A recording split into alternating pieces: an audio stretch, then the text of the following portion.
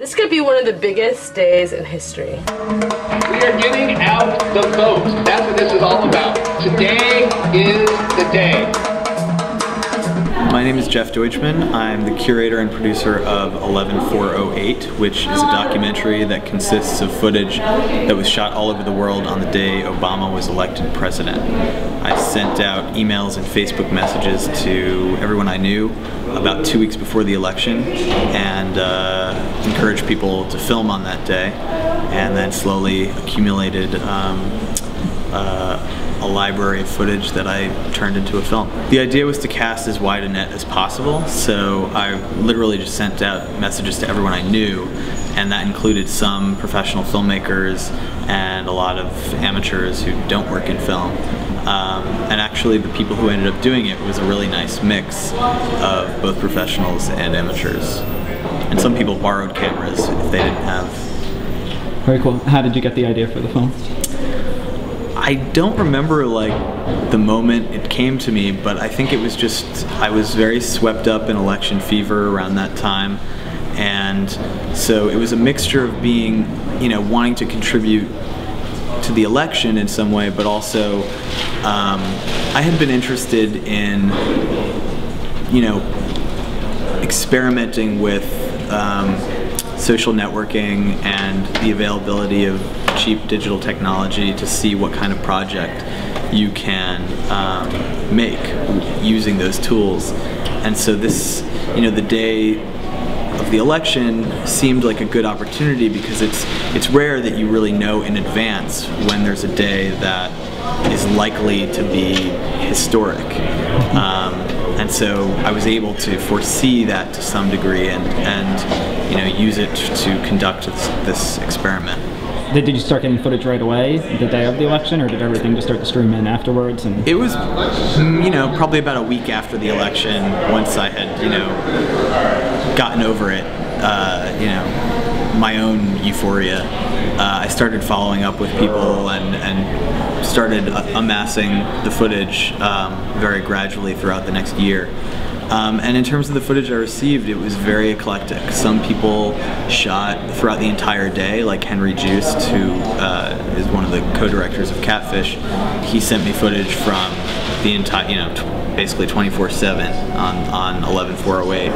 Then there were people who shot only in the morning, there were people who shot only at night, and people took a lot of different approaches. Some were very observational, some were more man-on-the-street interviews. So the challenge for me was, it was never going to be a uniform, even consistently shot film. It was going to be a collage, and that's what it became, but I knew that I needed some sort of narrative through line, and so I knew that it had to be told chronologically and sort of feel like I was taking you through this day and what it felt like to be a part of it from different parts of the world. Cool. So can you talk about the screening tonight at the Philadelphia Film Festival and how it's different than most film festival screenings? Well, this screening is my theatrical release. The film is screening here in Philly, but also simultaneously at the Chicago Film Festival, at the Hawaii International Film Festival, and then at a bunch of theaters throughout the country. All told, it's about 20 cities, and it's a one-night only screening event. I'm going to be doing a Q&A afterwards that's going to be streamed live into all of the participating theaters, and then audience members will be able to tweet me questions from their seats. Very cool. And then the film comes out on demand on Friday. Will it be available online too, or just Yeah, it'll be available on various web VOD portals like Amazon, YouTube on demand, Sony PlayStation, Cinema Now, and iTunes. Mm-hmm. Would you consider your film part of like citizen journalism, or how do you? Yeah, I mean, I guess there's a couple of different ways of looking at it, and journalism is one of them. You can also look at it as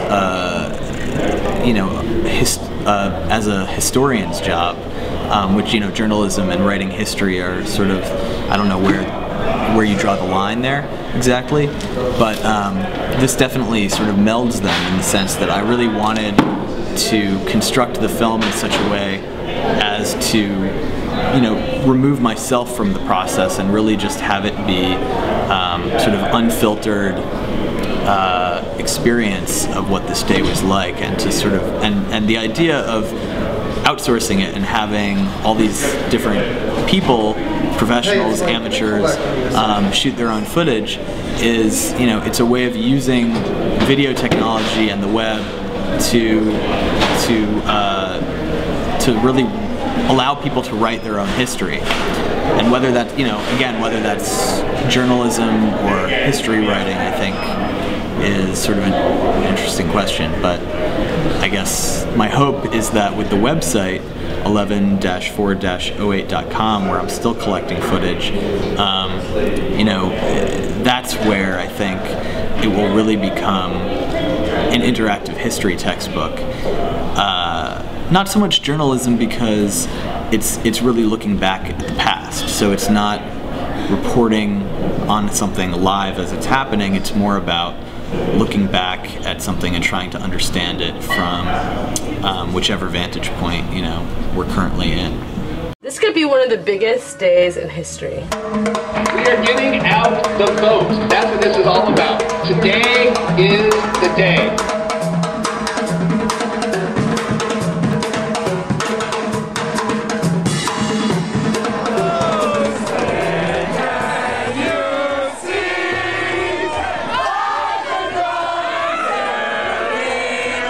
This is a phenomenon.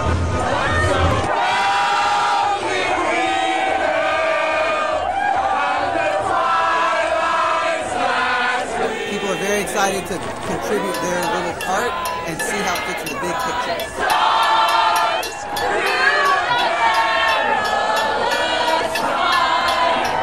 Do you think there's like a mood today? I mean, I don't know. I don't know if there's actually a mood or if I really just want there to be.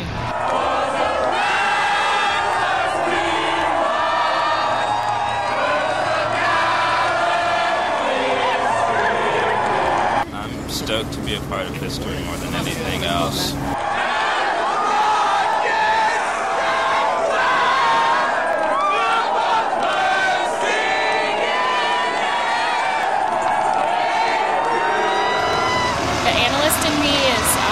Tries to be objective, but the historical nature of the event makes it exciting.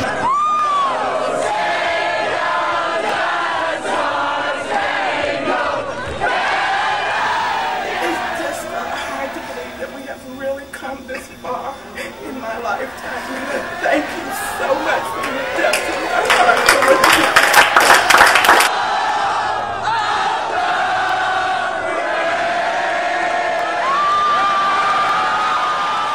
Do you think that the outcome of this could affect you personally in any way? No.